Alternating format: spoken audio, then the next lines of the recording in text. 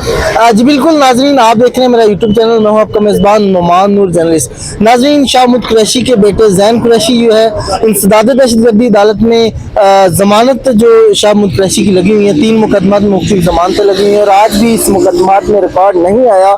इस वाले से इनसे बात करते हैं, इनसे पूछते हैं इनका क्या कहना है। एक और दिन, एक और तारीख और फैसला वही जो आपके सामने है। आज हम एटीसी के बाहर लाहौर में खड़े हैं। मैं सबसे पहले तो अपने तमाम मीडिया के भाइयों का शुक्रिया अदा करना चाहूँगा।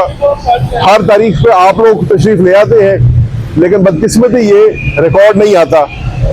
मैं तो बल्कि आपसे ये रिक्वेस्ट करूँगा कि कोई प्रोसिक्यूशन पे रिकॉर्ड पे फूका मारे, जैसे आप बाकायदगी से पाबंदी से आते हैं। उम्मीद है अगली दफ़ा वो भी आ जाएंगे। जैसे कि आपके इल्म में है, जज साहब ने पिछली पेशी पे कहा था कि अगर ये रिकॉर्ड ना लाए तो मैं फैसला सुनाऊंगा। तो आज राणा मुदस्सिर साहब तशरीफ रखते हैं यहाँ पे, और हम तो इसी उम्मीद से आए थे कि आज कोई मुस्बत फैसला होगा, कोई प्रोग्रेस होगी, कोई इसके अंदर पेशरफ्त होगी। लेकिन अनफॉर्चुनेटली खदशा ये है कि आज फिर तारीख डलेगी, क्योंकि रिकॉर्ड जो है वो नजर नहीं आ रहा।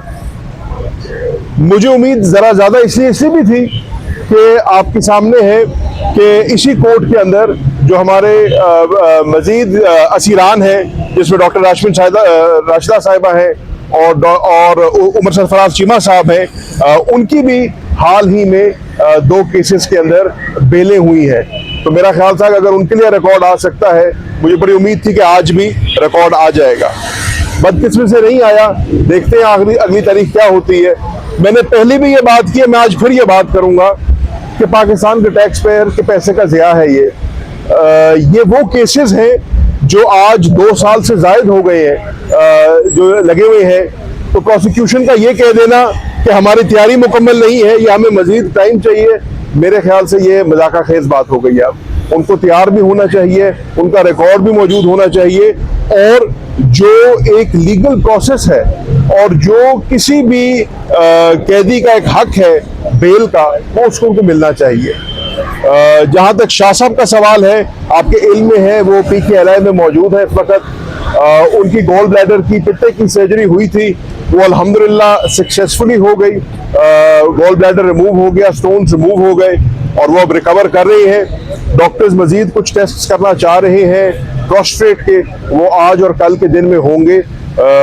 मेरी सबसे दुआ की अपील है, दुआ करें अल्लाह ताला उनको जल्द सेहतियाब करे, और जितने भी हमारे असीरान हैं जो पाबंद सिलासिल है, उनको उनका हक मिले और जो उनके लीगल राइट्स हैं वो पूरे हों।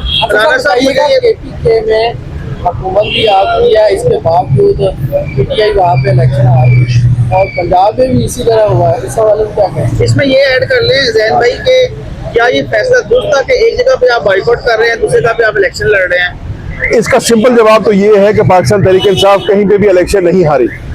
जो कुछ इलेक्शनों में होता है 8 फरवरी से लेकर आज तक, आपको बाखूबी पता है। आप पता नहीं मेरे मुंह से सुनना चाह रहे होंगे, लेकिन जहां तक आपका सवाल है कि एक जगह पे बायकॉट किया और एक जगह पे नहीं, तो उस पर खान साहब ने बड़ा वाज़ेह पैगाम दिया था कि हमने मुकम्मल तौर पे इलेक्शन का बायकॉट किया। सिर्फ लाहौर की एक सीट, जो कि मियां अजहर साहब की सीट थी, उनके इंतकाल के बाद वो लड़ी गई, उस पर उन्होंने इजाजत दी लड़ने की, और KPK की एक सीट जो उमर अयूब साहब की सीट थी, उस पर अगर आप इलेक्शंस का रिजल्ट का मुआयना करें थोड़ा सा, तो आप देखेंगे पाकिस्तान तहरीक इंसाफ के कारकुन ने भी मुकम्मल तौर पर इलेक्शन का बायकॉट किया है। हकीकत ये है कि आपके इलेक्शंस का जो टर्नआउट है वो अंडर 10% है। 5 to 7% रिपोर्ट किया जाता है अगर आप फॉर्म 45 के तहत देखे जाए, और हमें ये इतलात के मुताबिक बताया जाता है कि इलेक्शन टर्नआउट को जो है जैसे किया जाता है हर दफा, उसको इन्फ्लेट किया गया है ताकि आपका जो 10% का थ्रेशोल्ड है वो मेंटेन हो सके। बाकी मेरे समझ में पंजाब की आवाम ने तो मुकम्मल तौर पर मुस्तरद की है इस इलेक्शन को और इस इलेक्शन प्रोसेस को, क्योंकि ये हुकूमत भी जो है वो जाली है, इनका सारा प्रोसेस भी जाली है, और आपने पाकिस्तान में जमहूरियत और जमहूरी निज़ाम का मजाक बना दिया। KP में सर, तो आपकी मतलब KP में भी इलेक्शन रिग हो गया है? इलेक्शन तो हर जगह रेग होता है ना, हुकूमत ने तो इलेक्ट नहीं करना होता, करने वालों ने करना है। बात सिर्फ इतनी है कि आप केपी के अंदर भी देख लें, जब उमर अयूब साहब गए हैं हरिपुर के अंदर अपने फॉर्म 45 लेके, उन्होंने खुद इस बात का इजहार किया कि जो रिजल्ट मेरे पास है फॉर्म 45 के तहत और जो रिजल्ट अपलोड हो रहा है उसमें फर्क है। तो वहां उनको कहा गया कि जी अभी ये मौका नहीं है, जब रिजल्ट कंपाइल किया जाएगा आप तब आइएगा। और जब रिजल्ट कंपाइल किया जाता है, ना कैंडिडेट को आरओ के दफ्तर में जाना दिया जाता है, ना कैंडिडेट के चीफ इलेक्शन एजेंट को आरओ के दफ्तर में जाने दिया जाता है। तो इसी से इलेक्शन प्रोसेस के ऊपर एक सवालिया निशान उठ जाता है कि जब आप ये हम सबके साथ हुआ, 8 फरवरी को हमारे साथ ये हुआ था, उसके बाद जिम्मे इलेक्शन हुए हमारे मुल्तान में तैमूर मलिक साहब का जिम्मे इलेक्शन हुआ था, उसमें भी ये हुआ था, और दीगर इलेक्शन में भी ये हो रहा है। तो अगर आपको कोई खदशा ही नहीं है, अगर आप समझते हैं कि प्रोसेस शफाफ है, तो कम से कम कैंडिडेट को तो ये हक होना चाहिए ना कि आरओ के दफ्तर में जाए और प्रोसेस को देखे, कंपाइलेशन को देखे। लेकिन जब दाल में कुछ काला होगा तो इस चीज को डिनाई किया जाएगा। हमारे रिजल्ट के मुताबिक जो रिपोर्ट्स हमारे पास आ रही थी, उमर अयूब साहब की 27,000 से ज्यादा की लीड थी, जब 60 से 70% पोलिंग स्टेशन भुगत चुके थे। लेकिन वही है, रात को एक रिजल्ट होता है, सुबह उठते थे और रिजल्ट हो जाता है। राणा साहब, आपसे एक सवाल है कि अगर 1-1.5 साल से मुकदमात का रिकॉर्ड ना आ रहा हो तो आपके पास लीगल रेमेडी क्या अवेलेबल होती है रिकॉर्ड लाने के लिए? Thank you very much. देखिए, ये जो बेल्स हैं शाह महमूद कुरैशी साहब की, और इसके साथ साथ एडिशनली डॉक्टर यास्मीन राशिद साहिबा की, उमर सरफराज चीमा साहब, महमूद रशीद साहब और एजाज रशीद साहब, इनकी जो जमानतें हैं वो तकरीबन पौने 2 साल से 2 साल पुरानी हो चुकी हैं। पाकिस्तान में शायद ये सबसे पुरानी जमानतें हैं जो पोस्ट रेस्ट बेल है, जिसे बाद अज़ गिरफ्तारी कहते हैं। और ये रिकॉर्ड है कि आज तक 2 साल से ज़्यादा अरसा गुजर गया और ये जमानतें कभी इनमें रिकॉर्ड नहीं आता, कभी प्रोसिक्यूटर साहब नहीं होते और कभी प्रोसिक्यूटर साहब तैयार नहीं होते। तो कुछ अर्सा पहले हमने एक बार रजू किया था हाई कोर्ट में एक और केस में, तो उसमें भी डायरेक्शन दे के, चूंकि वो पेंडेंसी नीचे है तो डायरेक्शन नीचे ही डिसाइड करने की दी गई।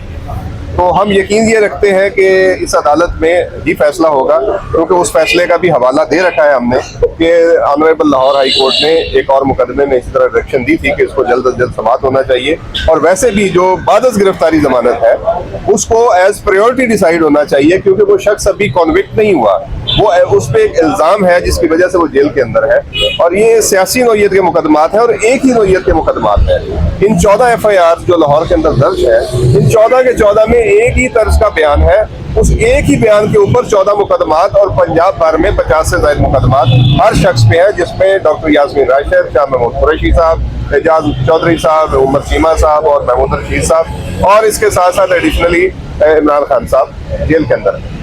तो इन मुकदमात में जब किसी एक मुकदमे में जमानत हो जाती है तो ये सिमिलर नेचर का केस है, इसको फौरन एक ही वक्त में सारे मुकदमात में जमानत होनी चाहिए।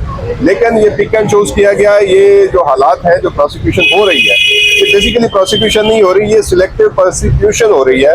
और जेल में रखने के मुख्तलिफ तरीके हैं जो आए रोज नए तरीके रखे जाते हैं। तो आज भी हम अदालत में मौजूद हैं, रिकॉर्ड अभी तक नहीं आया, प्रोसिक्यूटर साहब अभी तक अदालत में नजर नहीं आए, और अदालत में जज साहब ने कहा है कि रिकॉर्ड पेश किया जाए। उम्मीद रखते हैं रिकॉर्ड आ जाएगा, लेकिन जो ज़ाहिरन नजर आ रहा है वो एक और तारीख आती हुई नजर आ रही है। Thank you.